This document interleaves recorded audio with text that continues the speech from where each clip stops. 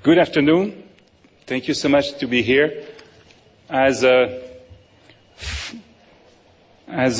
former COP president in Montreal, just want to tell you that I'm well aware that the last 2 days have been difficult for the negotiations, but it's normal. At this stage of the negotiations, usually you have this kind of surprising debate where countries seem to argue about something that is not at the scope of the challenge we are facing. We need to be strong on technological transfers. It's an important issue, but the debate for now seems a bit more semantic about the new tool, how to call the new tool the countries want to give to themselves. I'm very confident that they will find a solution, as it happened in the past every year, and that will come to the core of the debate. And my own sense, I'm here now since about 24 hours. I met different delegates and a lot of the top people I'm working with since years about climate change.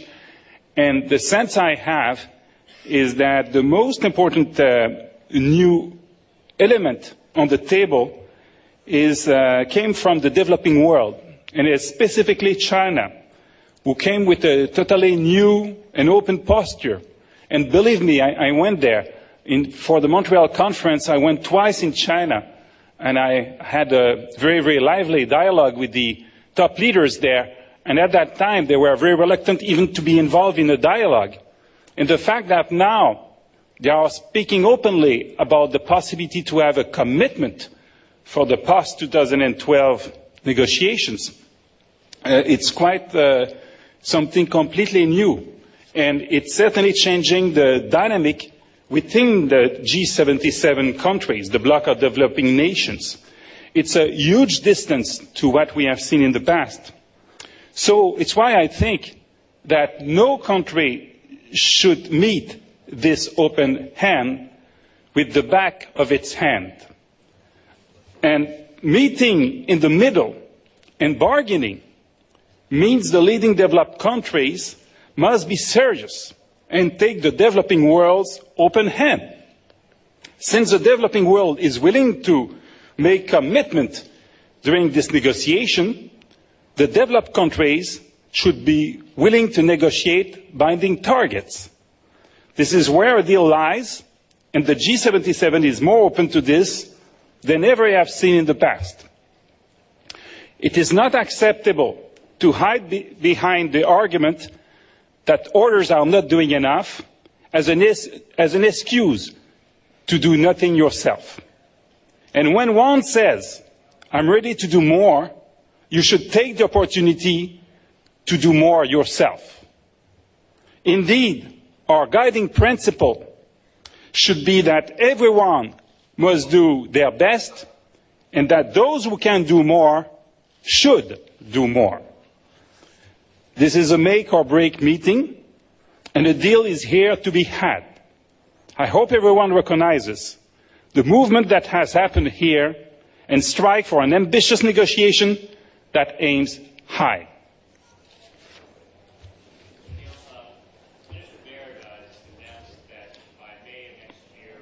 All industries will have to report their emissions to the Canadian government. As well, they say they want to pass regulations saying that by 2010, industries will have to reduce emissions by 18%. What is your take on all these announcements? It's not new.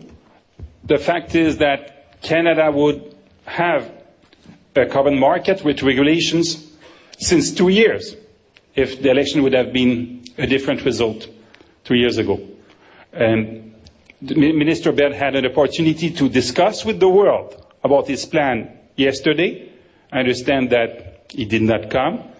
And all the bodies, the international experts and Canadian experts who look at his plan have said that his targets are far too weak and that his plan is so weak that he will not even meet his weak targets. But this is a debate that we must have in Canada. My point for the meeting of today and the next days is that we have an openness when you have leading G7 countries saying that they are ready to take a commitment well, then I hope that all the developed countries will answer to that in saying, okay, we are ready to have real binding targets as well. Please. Stéphane, c'est bon de te voir encore, mais tu n'étais jamais disponible pour les commentaires pour mes reportages, comme tu m'as promis après tu as été élu le leader du Parti libéral. Donc j'ai dû venir ici. But I'll speak in English for everybody else here. Great to see you. Felix Van Gaia, Platts Emissions Daily and Corporate Nights. I'm just thinking, there's been some interesting things with John Baird's position, particularly his climate change report for the Kyoto Protocol Implementation Act. He claimed there are only 85 million CERs available on the world market, and therefore Canada could not offset its emissions by purchasing these.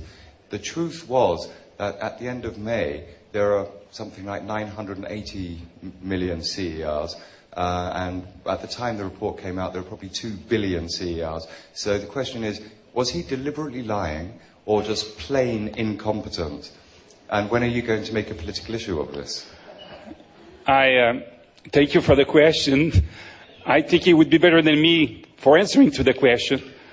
You understand, I'm not here to continue the very lively debate we have in Canada and what I think about this government and their so-called climate change plan. But I'm here to try to help as a former COP president to encourage everyone to have the good attitude and to come with the compromises that will allow the world to go ahead. We need to have this roadmap for 2009 in order to not be without any strategy after 2012. This is very important for the world. This is what is at stake. And I think that if each country starts with the principle I just expressed, everybody must do his best, and the ones who are able to do more should do more.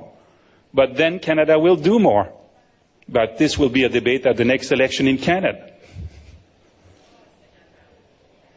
Please.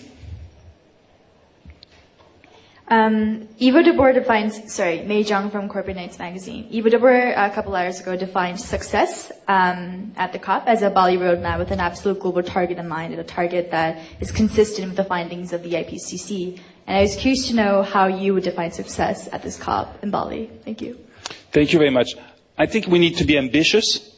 We need to have a roadmap with an ambitious goal where the developed countries agree to be linked to a binding target, and the developed countries come with their measurable commitments.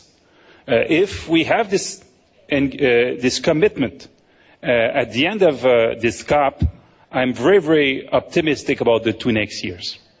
I don't think we'll solve everything at Bali, but we should be very ambitious to try to solve as much as possible. At Montreal, you may remember many people were forecasting that the conference would be the end of Kyoto.